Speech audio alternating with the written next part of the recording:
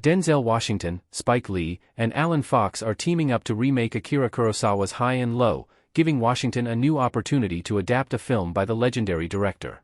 Washington's first endeavor to adapt a Kurosawa film came in the form of 2016's The Magnificent Seven, a remake of the 1960 classic western starring Yul Brynner and Steve McQueen, which is itself a remake of Kurosawa's Seven Samurai.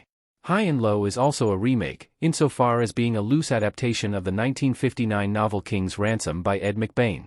The Washington Lee version will be their first team-up since 2000's Inside Man. Washington and Lee's previous films include Mo' Better Blues, 1990, Malcolm X, 1992, and He Got Game, 1998, making High and Low their fifth overall. The crime thriller begins filming in March, with Apple Original Films and A24 partnering to bring it to theaters before streaming on Apple TV+.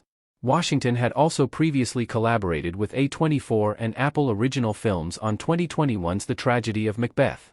The Magnificent Seven was an underwhelming remake from Denzel Washington. The entire cast of The Magnificent Seven 2016 prepare to fight a group of bandits. The Magnificent Seven featured a collaboration between Washington and director Anton Fuqua, a pair that also has Training Day and The Equalizer series to their names. Washington was hesitant to star in his first Western until a lunch with Fuqua, during which Fuqua described the no-nonsense bounty hunter Sam Chisholm riding on a black horse to the sound of a remixed Ennio Morricone theme. Washington's performance and the diverse casting were among the best choices in the remake, but the film gives little time to flesh out the characters beyond their fighting abilities. The film showcases some entertaining action choreography, but the 1960 film and Kurosawa's Seven Samurai used action to serve characters and to portray the futility of a life of violence. Seven Samurai ends with the villagers celebrating their victory over their bandit oppressors, while the surviving samurai have gained nothing.